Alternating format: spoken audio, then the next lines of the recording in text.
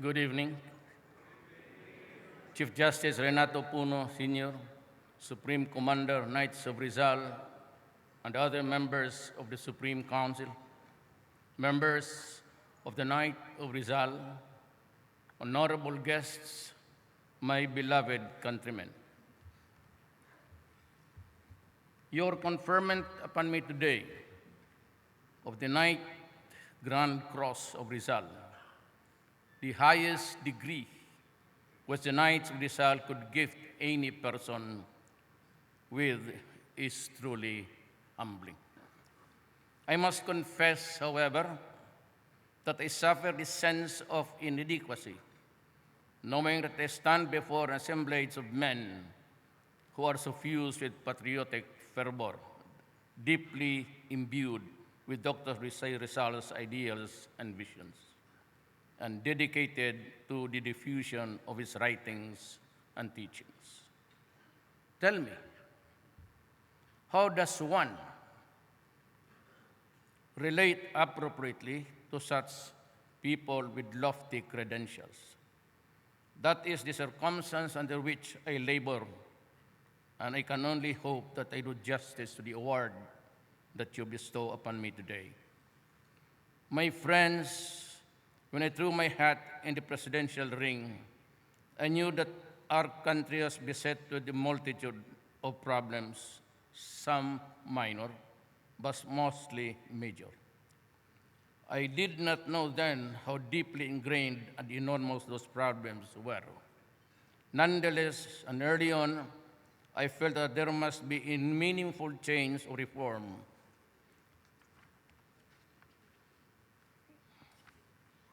With those occupying the highest positions in government. We know what we need or ought to do, but we do not do them because our concept of government is parochial and we cannot rise above our family, ethnic, and clan loyalties. As we push through ourselves to a better Philippines, I recall Dr. Rizal's writing. Thus, I have also written that change or reforms, if they are to bear fruit, must come from the above. For change or reforms that come below are upheavals, both violent and transitory. Perhaps it would be good for us to revisit the wisdom contained in the words of Dr. Rizal, which reverberate from centuries past. To start with, after Rizal published the Noli Me Tangere, he created a lot of enemies.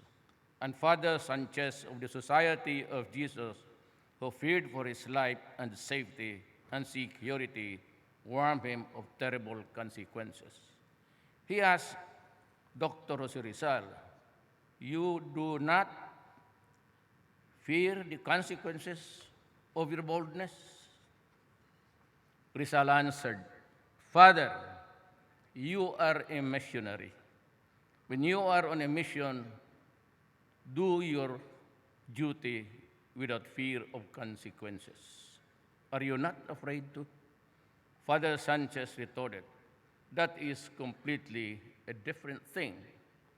Rizal said, "Not at all, Father.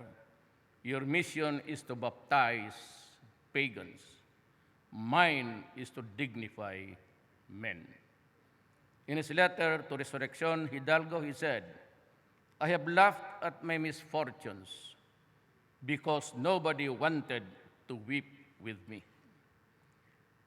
These are but two of the countless messages of the wisdom that Dr. Rizal either said or wrote. But these two meaningful outstand because of their simplicity and riches in the meaning and implication. To say that Dr. Rizal was ahead of his time is no empty statement. For instance, my administration has proposed to shift from our governmental structure to a federal system. But it is really nothing new, for in this, the Filipinas dentro de 100 años, the Philippine Century Sense published at La Solidaridad circa 1989 and 1890. Dr. Jose Rizal saw the merits and the advantages of a federal system of government. No wonder he predicted that the Philippines would probably adopt a federal republic once liberated.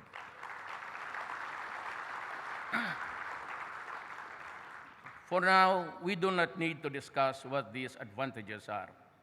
That will follow later. Frankly, I hope to see the Knights of Rizal in the forefront of the campaign to shift to the federal of type of government. All of us know how Dr. Jose Rizal died, but we do not know how he lived.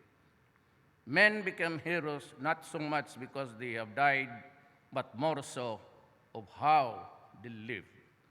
Indeed, Dr. Jose Rizal's life was a heroic struggle to dignify the Filipino.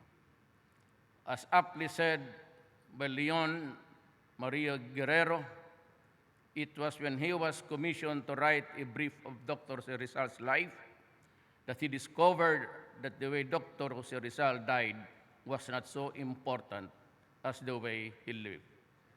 And since his life was essentially apostleship, the way he lived was not so much important as what he thought and wrote. One's thoughts revealed in the words government to one's life. That is how things are.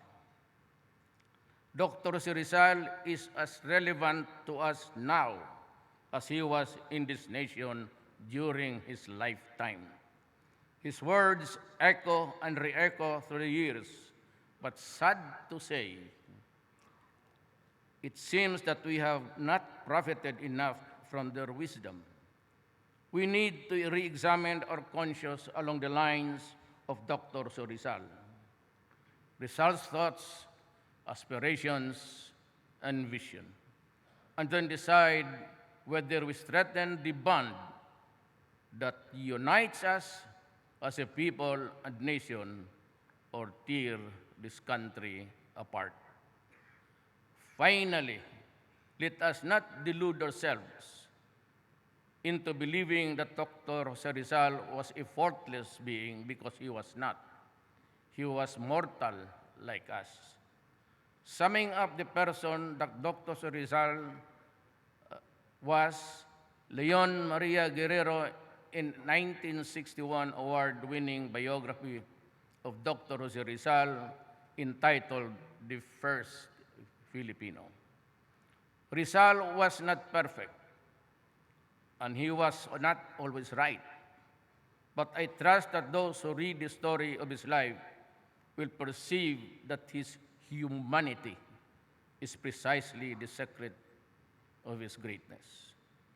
You can be a Rizal, I can be a Rizal, in our own modest ways and within the limits of our competence and capacities. We can all be Rizals. Thank you, and good evening to all.